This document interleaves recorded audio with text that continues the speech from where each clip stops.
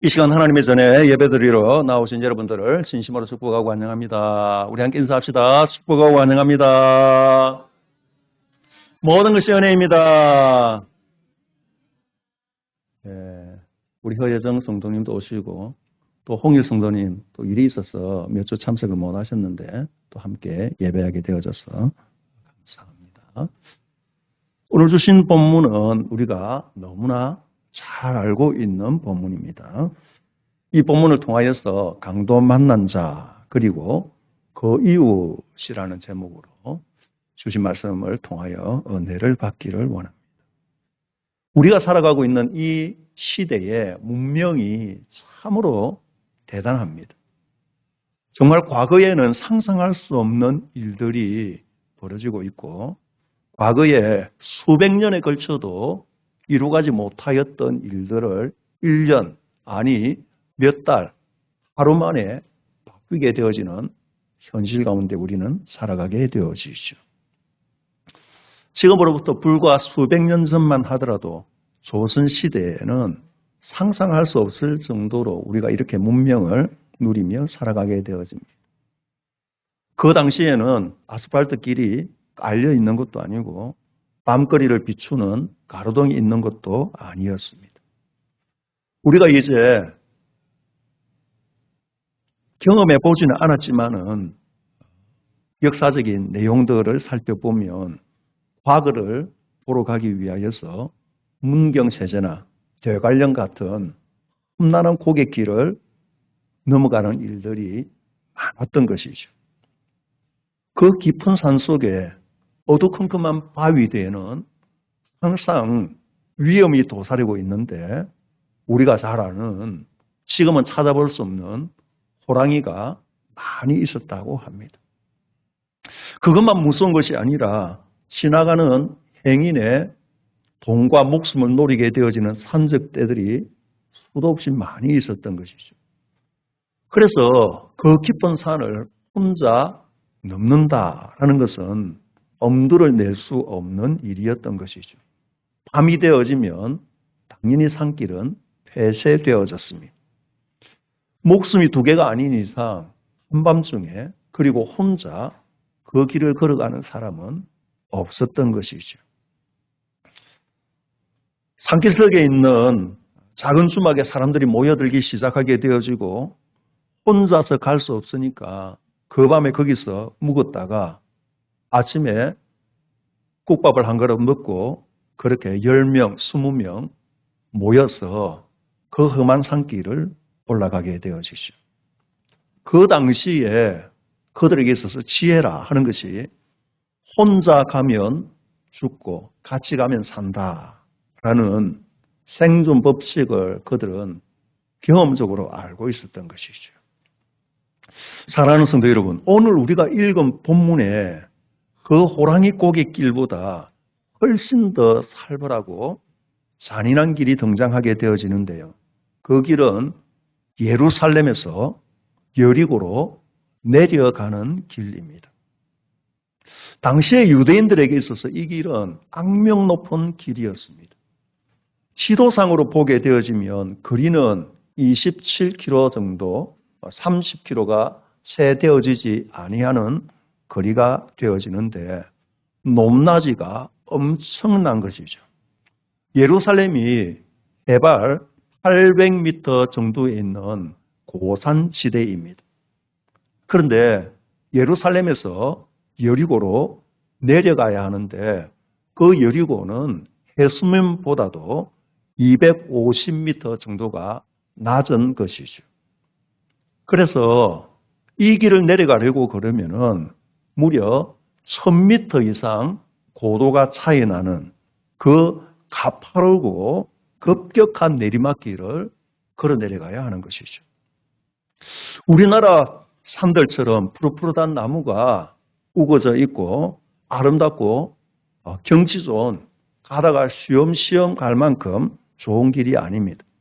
끝없이 황량한 길이 펼쳐지게 되어지는데요. 절벽과 급경사, 급커브가 있고 어두컴컴한 바위굴이 산지 사방에 흩어져 있는 그런 곳이죠. 강도들이 숨어 있다가 지나가는 행인을 덮치기에는 너무나 좋은 길이 바로 이 예루살렘에서 여리고로 내려가는 길이었던 것이죠. 얼마나 많은 사람들이 그 길을 지나가다가 강도를 만났는지 또는 사나운 짐승을 만났는지 사람들은 이 길을 붉은 길 또는 피의 길이다 그렇게 불렀습니다. 오늘 본문에 등장하게 되어지는 이 사람을 우리가 살펴보면요. 무슨 급한 사정이 있었는지 왜 무시무시한 이 길을 혼자서 걸었는지 알 수는 없지만 우려했던 비극이 벌어진 것이죠. 아마 바위 틈에 숨어 있었던 잔인한 강도들이 이 외로운 여행자를 사정없이 덮친 것이죠. 오늘 본문을 보게 되어지면 어떤 사람이 예루살렘에서 여리고로 내려가다가 강도를 만나며 강도들이 그 옷을 벗기고 때려 거의 죽은 것을 버리고 갔더라. 강도들이다 라고 기록을 하고 있습니다. 여러 명인 것이죠. 몽둥이로 난도질을 하고 가진 것을 몽땅 빼앗았습니다. 심지어 입고 있던 옷까지 벗겨가는 것이죠. 피투성이가 되어진 채 그 몸이 이제 길가로 던져져 버렸습니다. 성경은 거의 죽은 것을 버리고 갔다라고 기록을 하고 있습니다. 숨은 붙어 있는데 비명을 지를 수도 없고 손가락도 움직일 수 없는 죽음의 문턱에 걸쳐 있습니다. 사랑하는 성도 여러분, 우리는 오늘 이제 예배 자리로 나오면서 어떠한 마음으로 나오셨습니까? 편한 마음으로 행복한 마음으로 오셨습니까?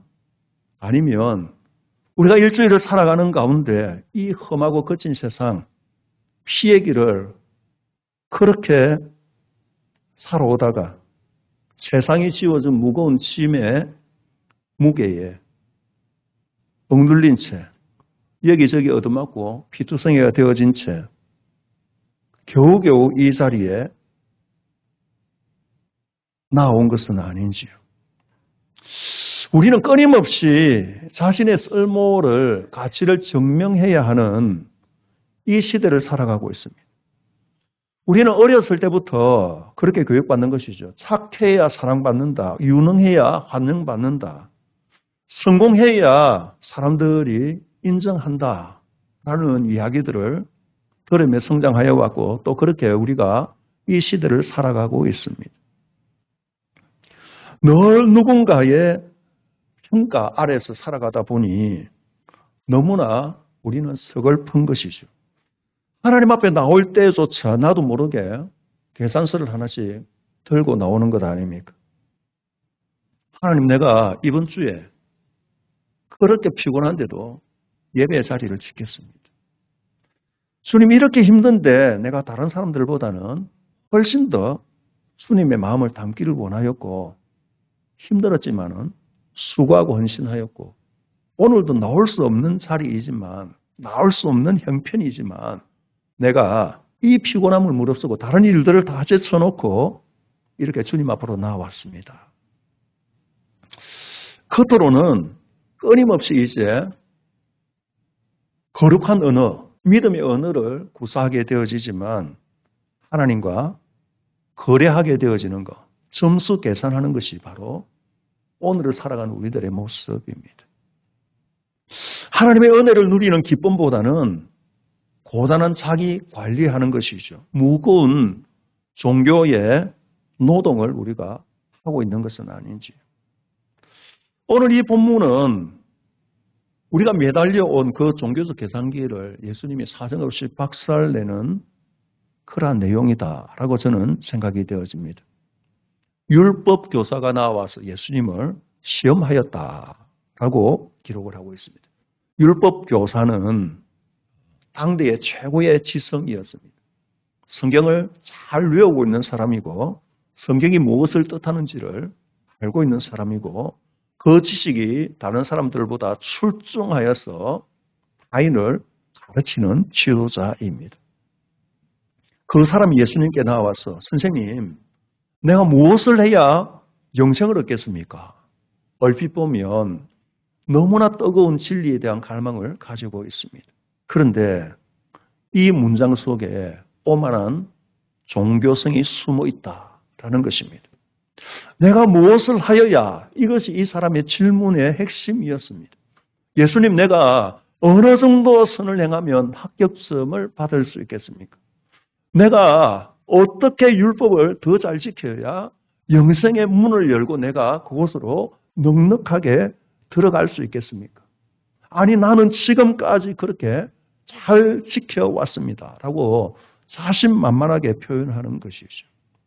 예수님은 이들에게, 그리고 그 사람들에게 잘못된 생각을 고쳐주시기 위하여서 이야기를 시작하였던 것이죠. 위험한 길에서 한 인간이 처참하게 짓밟힌 것 아닙니까? 가진 거 다 빼앗겼죠. 입고 있던 옷까지 빼앗겨버렸습니다. 온몸이 피수덩이가 되어진 채 먼지 투성이로 구덩이 속에 던져진 것 같습니다. 그런데 멀리서 한 사람이 다가옵니다. 제사장이 다가오는데요. 마침 한 제사장이 그 길로 내려가다가 그를 보고 피하여 지나가고, 어떻게 이렇게 무정할 수 있나? 그것도 오늘로 치면 목사라는 사람이. 율법에 의하면은 제사장은 시신을 가까이 하면 안 됩니다. 부정하게 되어지는 것이죠. 그래서 만약에 저 길바닥에 쓰러져 있는 저 사람이 만약에 죽은 사람이라면, 이미 숨이 끊어졌다면, 나는 그렇게 열심히 공들여서 제사장의 직분을 수행하기 위하여서 살아왔는데 종교적으로 정결함을 잃어버리게 되어집니다. 다른 말로 표현하면 제사장으로서 역할을 수행할 수 없게 되어지는 것이죠. 아주 짧은 순간에 머릿속에 엄청난 계산이 돌아가는 것입니다. 저 더러운 피를 내 옷에 묻힐 것인가, 아니면 피하여 지나감으로 내 거룩성을 유지하여서 내 이 제사장의 직분을 수행하게 지속적으로 세워나갈 것인가. 그가 길 반대쪽을 선택합니다. 피하여 지나갔다라고 이제 기록을 하고 있는데 한글로는 좀 번역이 잘 안 되는 단어입니다. 이것은 피한다라는 그 의미가 상당한 건데요. 의도적으로 반대편으로 멀리 떨어져 나가서 걷는다, 지나간다라는 그런 의미입니다. 저쪽에 사람이 있는데 그곳으로 굳이 가지 아니하고 가장 먼 길로, 가장 접촉하기 힘든 장소로 이동하여서 지나가는 것이죠. 이어 레위인이 나타나게 되어지는데 또 이와 같이 한 레위인도 그곳에 이르러 그를 보고 피하여 지나가되, 이 레위인은 아마 가까이 가서 살펴보았던 모양입니다. 뼈가 부러지고 피가 터져 있는 그 모습을 보았는데도 냉정하게 등을 돌리게 되어지는 것이죠. 이것이 그들의 현실이었고 예수님의 말씀을 듣고 있는 사람들의 모습이었고 오늘 우리의 모습입니다. 도덕이, 율법이 가지고 있는 처절한 한계이자 자림함인 것이죠. 우리는 하나님 말씀대로 살면 세상이 따뜻해질 것이다. 도덕과 윤리적으로 살게 되어지면 세상이 보다 좋은 세상으로 바뀌게 되어질 것이다 라고 생각하고 있습니다. 그러나 십자가의 은혜가 빠진 도덕은 세상에서 가장 시리고 차가운 존재로 인간을 버리게 되어지는 것이죠. 복음이 없는 도덕, 윤리, 계명, 그것은 나의 의로움을 증명하기 위한 방향으로 흘러가기 때문입니다. 도덕의 눈으로 세상을 바라보게 되어지면 하나님의 말씀을 내가 열심히 지켰다라고 생각하는 눈으로 세상을 바라보게 되어지면 타인과 나를 비교하는 것이죠. 나는 그래도 저 사람처럼 살지 않았는데, 그래도 나는 상식을 지키는 사람이잖아. 나는 그래도 말씀대로 살았잖아. 내 손은 깨끗해. 이렇게 생각하고 살아가게 되어질 때에 무너진 이웃의 삶의 고통에 대하여는 무감각하게 되어지는 것이죠. 왜냐하면 내가 가지고 있는 이 성을 유지하는 것이 너무나 중요하기 때문입니다. 이 본문의 말씀을 보면서 저의 가슴이, 그리고 우리의 가슴이 아픈 것은 너무나 흡사하게 우리의 모습이 여기에 비추어지고 있다라는 것이죠. 누군가 힘든 것을 우리가 압니다. 남편이 지친 것을 알고 아내가 외로운 것을 알고 자녀가 고통스러운 것을 알지만 가족임에도 불구하고 우리는 지나갈 때가 있지 않습니까? 왜입니까? 사는 게 아닌 것이죠. 내 속이 아닌 것이죠. 지금은 내가 너무 힘들기 때문에 내 인생 챙기기도 너무 힘들기 때문에 나중에 조금 여유가 생기면 돌아보아야지. 믿음으로 살아가는 우리들 마찬가지 아닙니까? 기도할게요. 힘내세요. 말은 하지만 정작 가까이 간다라는 것이 얼마나 어려운 일인지 모릅니다. 왜냐하면 사람의 상처에 가까이 다가간다라는 것은 너무나 피곤한 일이기 때문입니다. 상처는 시간을 요구합니다. 상처는 감정을 요구하죠. 상처는 내 편안함을 깨뜨리게 되어지고 그래서 우리는 상처 입은 사람들을 사랑하기는 하되 멀리서 바라보며 사랑하려고 하는 것이죠. 이것이 바로 예수님이 고발하시게 되어지는 제사장과 레위인의 실체이고 우리의 실체입니다. 그런데 우리는 이 비유를 읽을 때 늘 착각하며 살아가는 것이죠. 예수님 말씀하신 그대로 더 깊이 생각해 보게 되어지면요. 나는 누가 내 이웃이 되겠습니까? 라고 이 율법 교사가 물었는데 예수님은 누가 그 강도 만난 자의 이웃이 되겠느냐? 라고 물었으니 나는 율법 교사처럼 살아가는 것이 아니라 강도 만난 자의 이웃으로 살아가야 되겠다. 나는 착하게 살아가야 되겠다. 나는 그래도 믿음을 가진 사람으로 어려운 사람을 도와주는 참된 그리스도인으로 살아야 되겠다라고 생각하는 것이죠. 우리를 사마리아인의 자리에 놓게 되어지는 것이죠. 나는 제사장도 아니고 레위인도 아니고 나는 사마리아인이고 아니 사마리아인처럼 살아가야 되겠다라고 생각하는 것이죠.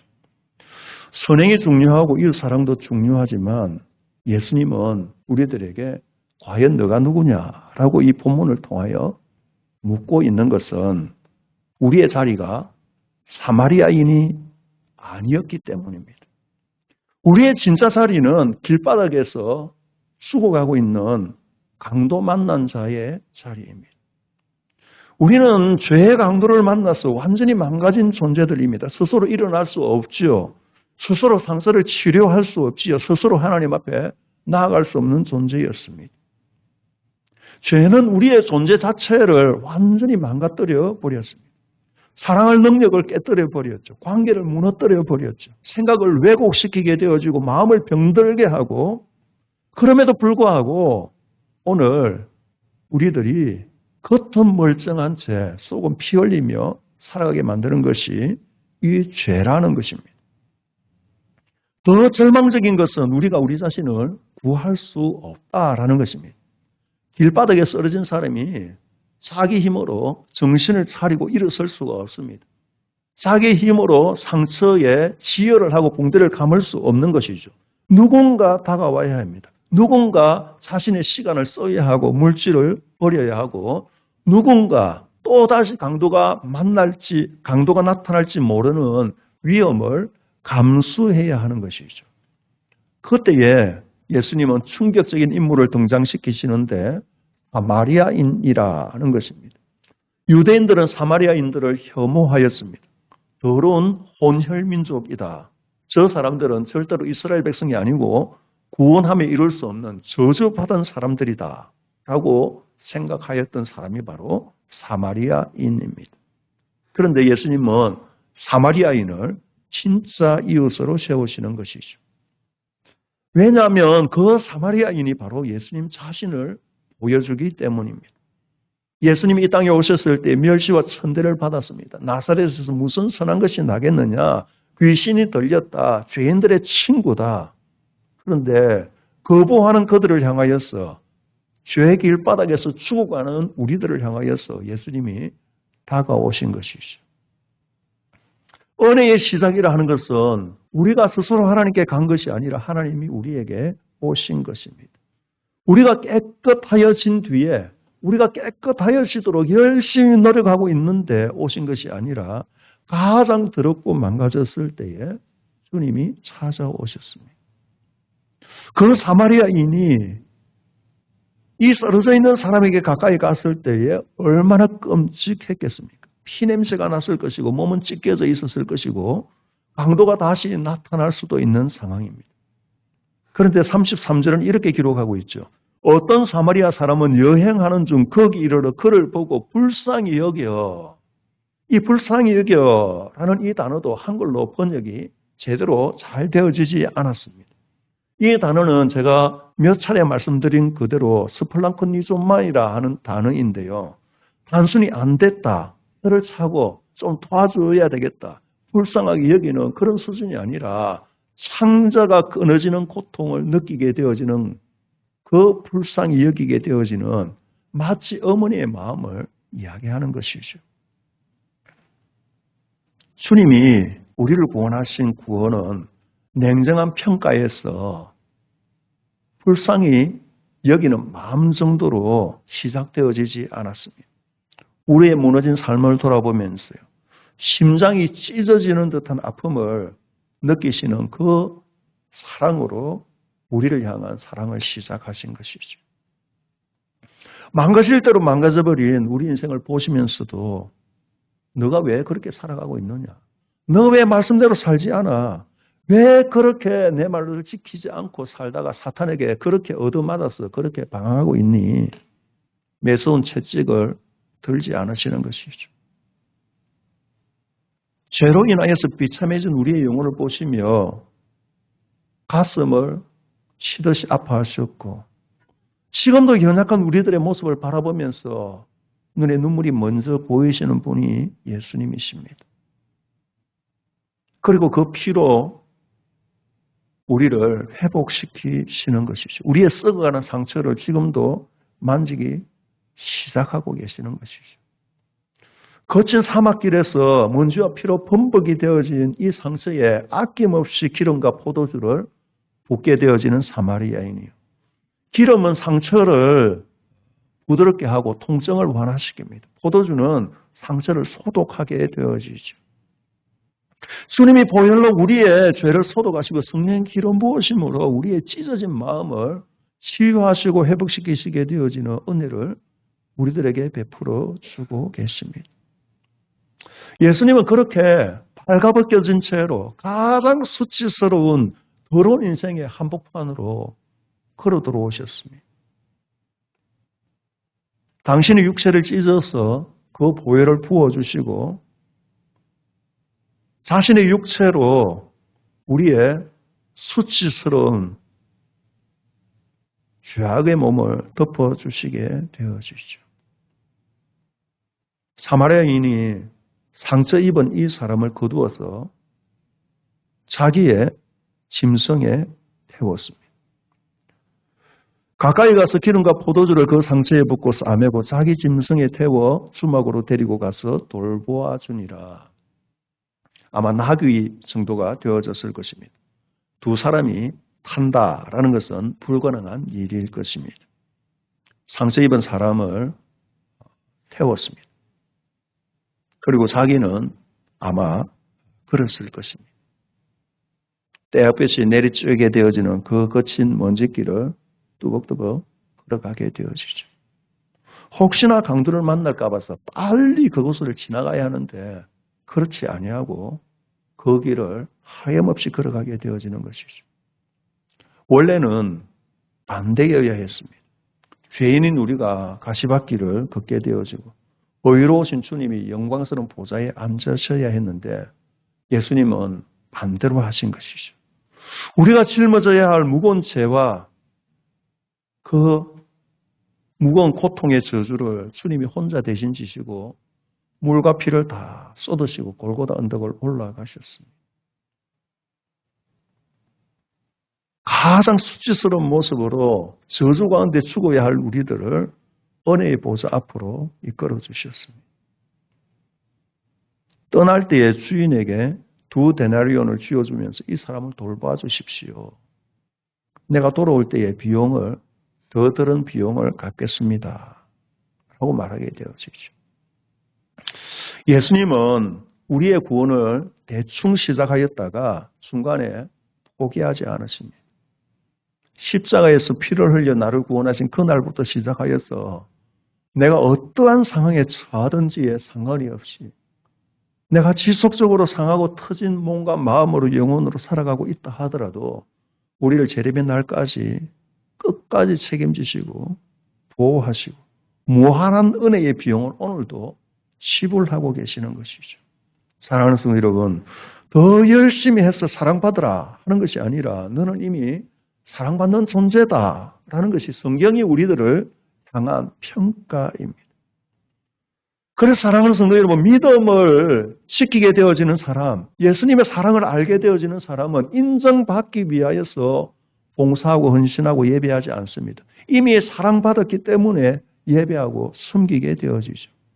버림받지 않기 위하여서 순종하는 것이 아닙니다. 이미 자녀가 되어졌기 때문에 순종하는 것이죠. 두려움 때문에 살아가는 것이 아니라 은혜 때문에 살아가게 되어지는 것이죠. 그래서 예수님은 가서 너도 이와 같이 하라. 억지로 착한 사람 흉내내는 것이 아니라 너를 살린 그 사랑이 이제 너 안에서 자연스럽게 흘러나오도록 하라 라고 말씀하시게 되었습니다. 내가 강도 만난 자였습니다 라고 고백하는 사람은 다른 사람을 정죄할 수 없습니다. 내가 은혜로 살아왔습니다 라는 것을 고백하는 사람은 상처 입은 사람을 외면할 수 없는 것이죠. 예전에는 계산했을 수가 있습니다. 도와주면 손해 아닌가? 내가 왜 저 사람의 문제까지 맡아야 하지? 왜 저 사람의 아픈 부분을 내가 알아야 하지? 이해해야 되지? 그러나 복음은 우리를 바꾸는 것 아닙니까? 차가운 입술에 위로가 따뜻한 마음의 위로로 바뀌게 되어집니다. 계산적인 손이 나누는 손으로 바뀌게 되어지고 정죄하던 손이 눈물의 손으로 바뀌게 되어집니다. 억지로 도덕으로 율법으로 살아가는 것이 아니라 은혜로 살아가기 때문입니다. 사랑하는 성도 여러분, 저 역시나 주님 제가 무엇을 해야 됩니까? 이렇게 물을 때가 있습니다. 주님은 우리들에게 말씀하시는 것이죠. 너가 무엇을 하기 전에 내가 너를 위하여서 무엇을 하였는지 바라보도록 해라. 우리는 멋진 사마리아인을 꿈꾸게 되어집니다. 그러나 우리는 이 사마리아인 이전에 강도 만난 자였다. 죽어가는 자였다. 그 반 죽은 사람이었다라는 것을 우리는 기억해야 합니다. 그렇게 죽어가는 우리들을 찾아오셔서 만져주시고 안아주시고 살려주신 예수님. 그래서 우리가 인생의 여정길 가운데 믿음으로 살아간다라는 것은 착한 사람 되기 그런 프로젝트가 아닌 것이죠. 은혜로 살아난 자가 기쁨으로 살아가는 삶이 바로 믿음의 사람입니다. 사랑하는 성도 여러분, 우리가 예배를 드리고 나서 이 세상을 향하여 나아가게 되어지면 세상은 또 한 주간 아니 일평생 우리를 평가할 것입니다. 너는 부족해, 너는 실패했어, 너는 가치가 없어. 그때마다 우리는 십자가 앞으로 나아가야 합니다. 나는 점수로 매겨지는 존재가 아니라 하나님께 사랑받는 존재이고 주님이 나를 붙드시고 있다라는 것을 믿음으로 고백해야 합니다. 그리고 그렇게 은혜로 살아가는 사람이 또 다른 강도 만난 자에게 보내심을 받게 되어지는 것이죠. 여러분, 우리 주위에 오늘날 길가에 쓰러져 있는 사람이 얼마나 많은지 모릅니다. 겉으로는 웃고 있지만은요, 속으로 무너진 사람이 얼마나 많은지 보고 있지 않습니까? 괜찮은 척 하지만은 얼마나 외로운지 모르는 사람들이 많습니다. 말은 안 하지만은 깊은 상처 속에 빠져나오지 못한 채 머물러 있는 사람이 얼마나 많은지요. 늘 웃으면서 인사는 하지만은 마음의 고통과 싸우는 사람이 있습니다. 생활고 때문에 눈물을 흘리는 사람이 있고 믿음이 흔들려 무너지는 사람도 있습니다. 주님 오늘 우리들에게 이 본문을 통하여 말씀하시는 것이죠. 그냥 지나가지 말아라. 판단하지 말아라. 내가 너를 살린 것처럼 너도 누군가의 곁에 머물러 주어라. 라고 말씀하십니다. 여러분, 이것이 거창한 것이면 우리는 잘할 수 없을 것입니다. 그러나 거창한 것이 아니다라는 것을 우리는 기억해야 합니다. 어쩌면 한 통의 전화일 수 있습니다. 집사님, 권사님 요즘 괜찮으세요? 이 한마디가 큰 힘과 위로가 되어지는 줄 우리가 잘 알지 않습니까? 끝까지 들어주는 것, 조언하는 것이 아니라 많이 힘드셨지요. 그 한마디가 영혼을 일으키게 되어지는 것 아닙니까? 조그만 거 하나를 손해보는 것이죠. 내 시간을 조금 손해보는 것이죠. 내 계획을 조금 미루는 것이죠. 내 자존심을 조금 내려놓는 것이죠. 그러므로 내가 누군가의 짐을 함께 져주는 것, 그것이 오늘 이 강도 만난 자를 향한 우리의 손길이 되어져야 하고, 그것이 바로 예수님이 우리를 향한 손길이었다라는 것입니다. 사랑하는 성도 여러분, 교회 공동체, 등대교회 공동체는 완벽한 사람들이 모인 장소가 아닙니다. 강도 만난 자들이요, 목사로부터 시작해서 장로, 권사, 성도, 집사, 다 강도 만난 사람이 예수님의 은혜로 살아난 공동체입니다. 그러므로 우리는 서로를 평가하지 말아야 합니다. 서로의 상처를 싸매주는 사람들이 되어야 하는 것이죠. 이 한 주간 날마다 십자가를 바라보기 바랍니다. 그리고 이렇게 고백하기를 원합니다. 우리 모두가 주님, 오늘도 이 주님의 은혜로 시작합니다. 나를 붙들어 주셨으니 오늘도 나를 통하여서 길가에 쓰러진 사람에게 주님의 사랑이 전달되어지는 사람으로 살아가게 하여 주십시오. 우리가 그렇게 기도로 고백하고 하루를 시작할 때에 우리의 말이 달라질 것입니다. 우리의 눈빛이 달라질 것이고, 우리의 가정이 달라질 것이고, 우리의 교회가 회복되어질 것입니다. 사랑하는 성도 여러분, 세상이 우리를 통하여서 착한 사람을 보는 것이 아니라 죄인을 살리신, 나를 살리신 예수 그리스도의 사랑을, 예수님의 십자가를 바라보게 되어지는 축복을 누리시기를 주님의 이름으로 간절히 축원합니다.